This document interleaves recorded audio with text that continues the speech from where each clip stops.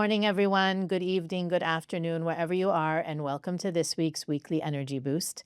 My name is Elisheva, and I'm here today with Eitan, and we are discussing the insidious nature of self-doubt. And in a time where there's so much input and content we consume and media that we receive all day long, it's becoming increasingly more difficult to stay steady internally, to be grounded, to be rooted in spiritual connection. And we could be talking about this idea 50 years ago. This week's energy, media or no media, is encouraging us to realign with our true power, to believe in ourselves, to believe in the intrinsic light within each and every one of us, and to root out the different ways that self-doubt shows up in each one of us individually. We have the support of the universe, the energy, the light around us and within us is going to show us all the ways this week in which self-doubt is harmful. We also, in that energy, have the antidote, how to eliminate self-doubt from its root, from its core, and that's what we're here to talk about today. Weekly Energy Boost is a 7-day spiritual weather forecast where we provide our listeners with the most practical and powerful tools to navigate the coming 7 days. We do so by gleaning through the teachings of Kabbalah and extracting wisdom and tools that are not only going to help you get the most out of the coming week, but these are wisdom and tools that you can use any week of the year, any year of your life. So Eitan, it's a big topic. I don't think any of us are immune to the pitfalls of self-doubt. How should we start this conversation? Where should we begin? I would start with the statement that any time the universe, the creator, life, presenting us with the opportunity to go to our next level, accessing aspect of our potential we never connected with, we all gonna have some level, consciously or subconsciously, self-doubt. And the key is, do I give into it? Do I buy into it, that thoughts of self-doubt? Or I'm looking at these thoughts and beliefs as even indication that this is invitation to go to my next level. I choose not to listen to it. Let me explain the why. Let me explain the why.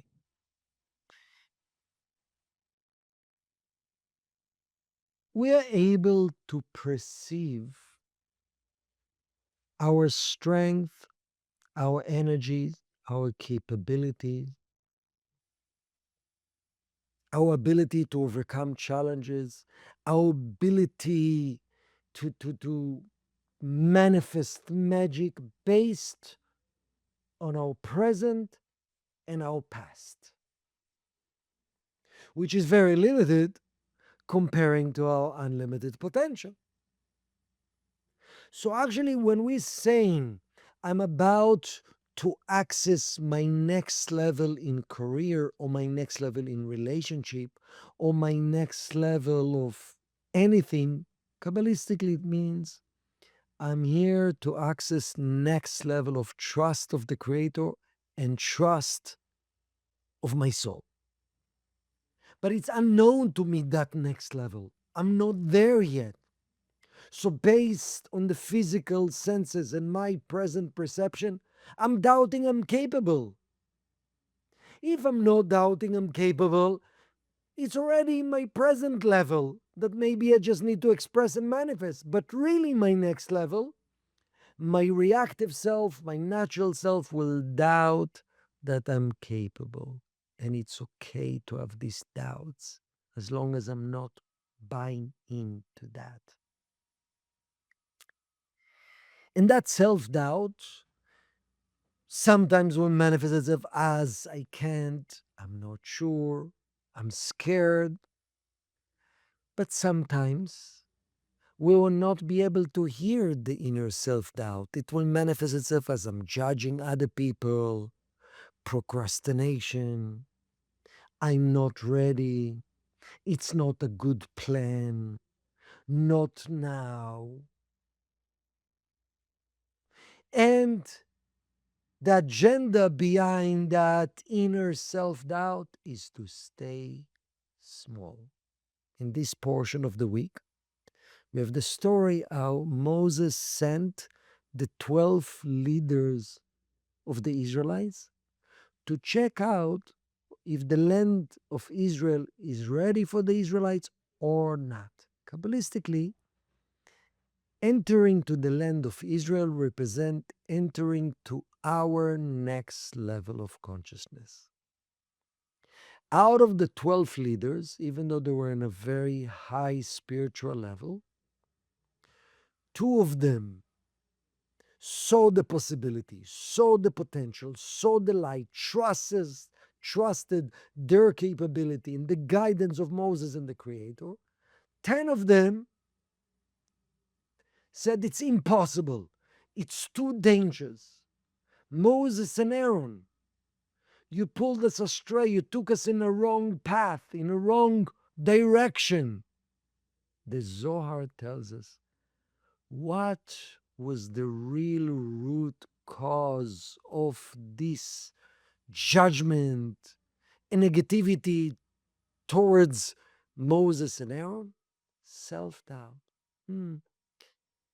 We don't feel we have the spiritual strength to handle this next level. In order to be able to enter to Israel, you need to have so much more spiritual strength against negativity, against fears. We are not made for that. We know how much spiritual strength we have, and that's the mistake. The attitude said, if the Creator presented me to this challenge and this next level, I don't feel I have the strength, but it's okay. I'm trusting and I'm believing beyond my logic that with the help of the Creator, He will give me the strength. It's interesting because exactly in that section that you're talking about, there's a verse that says Moses is talking to the Creator, and Moses says something along the lines of, let's make the Israelites stronger again. Let's you and me strengthen them. Like Moses is saying, we can do it, God. You know, we're we're a team.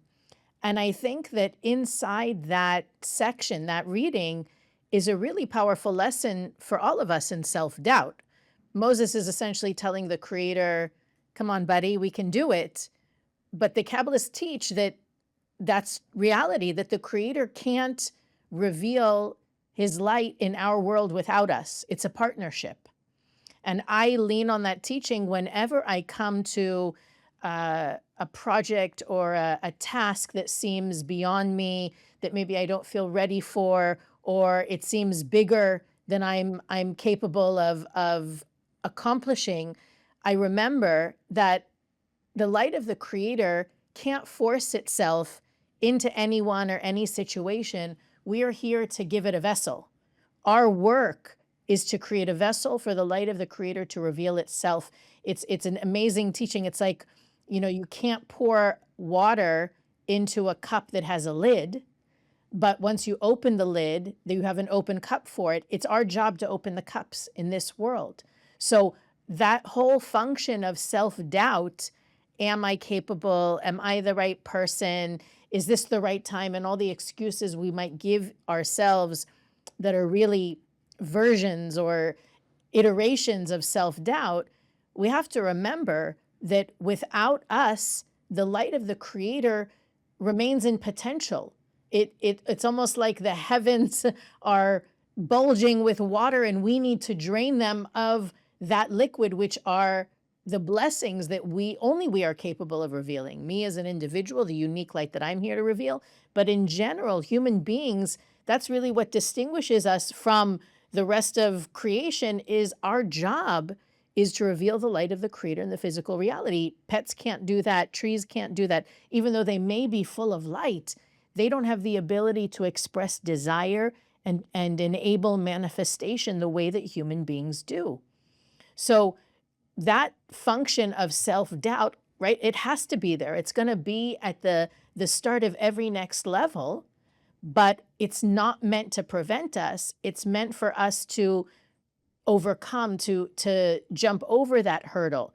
And I think part of it is also understanding each one of us, our self-doubt isn't necessarily going to show up as self-doubt. It may even be perfectionism. It may be fear of being judged by others. So when I look at those barriers between me and whatever is ahead of me or in front of me, to understand that that doubt is there for me to overcome, not for it to stall me. And I want to make a quick distinction, by the way. It is definitely important and healthy to go inward and ask questions. Is this the right time? Am I the right channel for this? Is there a better way to do it? Have I asked enough questions? Right? There's a difference between introspection and getting clarity and doing the internal work to prepare yourself for what you need to do versus the paralyzing questions like, I'm not even sure I can do it. What happens if I fail? There's a difference. The first set of questions are expansive and lead to growth and development. The second line of questions lead to paralysis. And that idea that you mentioned, Eitan, about wanting to stay small or stay safe or uh, do what's familiar, or a lot of people, actually the self-doubt shows up in doing things the way we've always done them. Why, if it's not broken, don't fix it. Like, leave well enough alone. We have all these phrases that we use to justify not expanding and not going to the next level.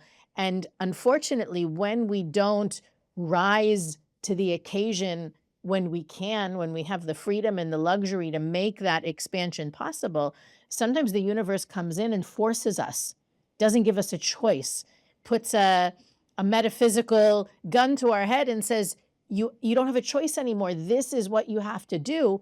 And it's definitely more comfortable if we're honest about how we're looking for our comfort, it's more comfortable to do it when you can than when you have to. Beautiful. So I want to ask you a question, Elisheva. Let's say a person of a desire to become a Hollywood star. They're not sure if it's meant for them, and they're struggling between confidence, yes, I can do it, versus self doubts. And we know Kabbalistically that maybe that's not exactly their path to be that movie star. And maybe sometime I should be open to the idea it's not for me, that particular path. So, how would you differentiate between it's not for me versus overcoming self doubt? I can do it. What will be some of the guidelines to know where it's clearly a tikkun of self doubt that I need to overcome? And I need, in the same way, someone else believe in me and say, I believe in myself with the help of the Creator, I can do it. Make the first step. Yeah, it's a great question whether you're trying to be a Hollywood star, or you're trying to start your own small business or move up in the ranks at a company. Regardless of the arena, I think the first question I would ask myself is, why do I want this? To really check myself. And I've had this conversation with individuals before that sometimes they don't even know why. And coming to terms with your why is important because it's the seed of what you're doing. If your why is that someone told you when you were younger that you'll never amount to anything, it's time to plant a different seed, right? That seed is not going to grow strong roots and result in the fruit that you might want it to, because the seed is in lack. The seed is in limitation. And to go back and think, it's obviously not every seed starts in childhood, but if any of our intention behind what we're having self-doubt about is in limitation, it's time either to plant a new seed or to seek something else. And sometimes we do something just because it's what we've always done. I've always planned, I've spent my whole life in acting classes. And that doesn't mean that that's the best destination. So asking your why, I think, is the first step in clarifying or aligning with anything that we're standing in front of. Beautiful. I think by asking the why, and you realize that your why is coming from soul with pure intention, actually will give you the strength to follow through. So let's bring up some of the whys that stems from ego, and as a result it's not something I need to pursue, maybe change the intention or change what I'm running after, versus explore some of the healthy whys. So let's come up with a list, some of the healthy and unhealthy why that should encourage me to follow through. So I think one of the unhealthiest whys is I need to prove myself. I need to prove to Beautiful. myself. I need to prove to other people. The only part of me that needs proof is my ego. And any kind of, even if I'm trying to prove someone wrong, right? You said I couldn't do it and I'm going to do it anyway. It's not, it's not soulful. It's not deep. It's not, I just think that there's so much unrest when you're hustling to prove yourself or to prove someone else or to prove someone wrong, that it can never, it's like trying to force a seed to be planted in shallow water.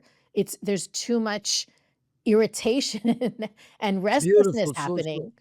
Beautiful. So what you're saying is, as long as depending of manifesting what I want to accomplish, as long as I'm dependent, my happiness, my fulfillment is dependent on me achieving or doing or manifesting, it comes from really lack, because true Kabbalistic wisdom, anything that you are moving, any aspect of your life that you're moving to your next level, it's really already there within you.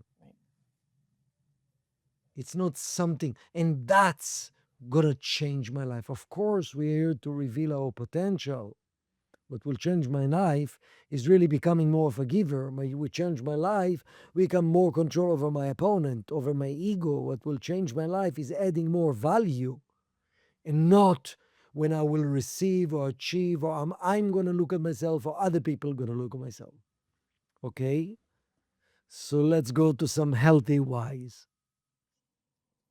It's a really good question. I mean, there's many. I think every individual needs to look inside. And when you check for your why, when your why is focused on other people, not other people in meaning acknowledgement, recognition, approval, but making a difference, adding value, expressing your unique light, and using your gifts to make a difference in your environment, in the world around you, and also long term, right? Sometimes I've seen it many times in people struggling in the workplace, that they struggle to make themselves, to continue to make themselves relevant as business and technology change, right? Everybody's worried, is my job going to be taken over by a robot? So we think, okay, how can I really quickly level up my game or prove my worth or my value? When you're focused on the long term, when it's not a short-term fix or a rush, an urgent call to action, when the goal is the long game and benefit for others, I think that that's a good sign that the why has longevity, has potential to be truly successful. Beautiful. So I like it when it's actually for the sake of sharing. Another one, positive why. When you're asking why and you say it's bigger than me, it feels like the creator presented to me these situations. And if I'm really honest with this myself, it's actually more comfortable to shy away from that responsibility. But it's bigger than me. That's what presented in front of me. Actually, I have to let go and surrender. So the why is There's something bigger than me presenting this opportunity. And it's not necessarily fulfilling my limited comfort zone. It's actually, I'm facing in front of the unknown, but I choose to trust and not to control. I, That's another one. I see people do that same thing, by the way, and it looks humble, right? Someone else should do it, or I'm not sure I'm qualified, when really it's, I'm afraid to step into the spotlight, to be exposed, to be vulnerable, to take that risk. And so sometimes self-doubt can even show up as looking spiritual. Why me? Who am I? We need to really, I love this, the way that the Kabbalists share the work, it's so real. And if you pay attention to the energy every week is like a workshop. Every week gives us real focused work. And I think that's what's the beauty behind what we're sharing here, is that it doesn't matter what's going on in your life. This week you have the opportunity to go inward, to go deeper, assess your why, clear the self-doubt, and move forward in whatever area of life it is.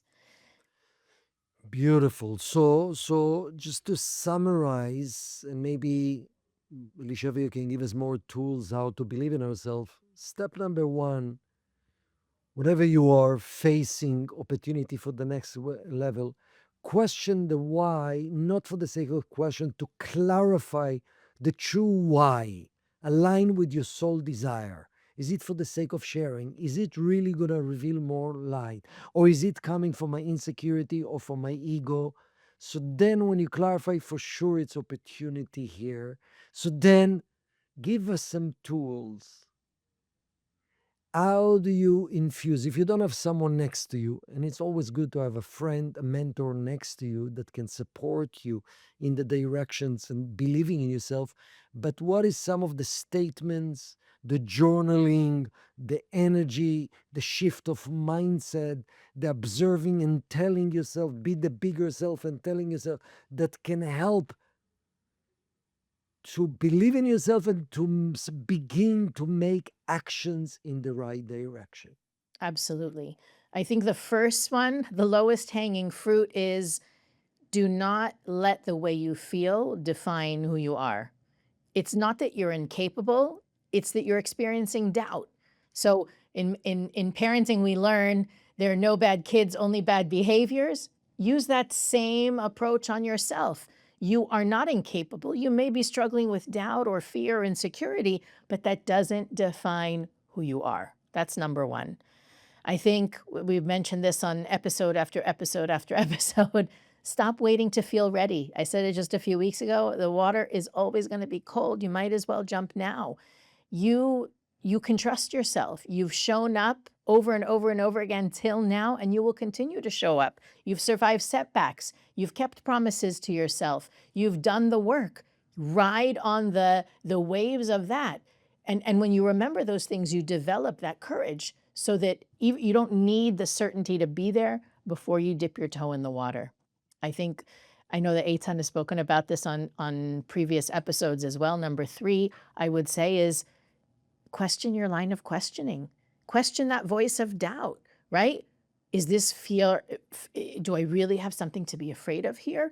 That sometimes I ask people, that inner critic, that voice that you have inside your head, would you ever speak to anyone that way, like outside of your head?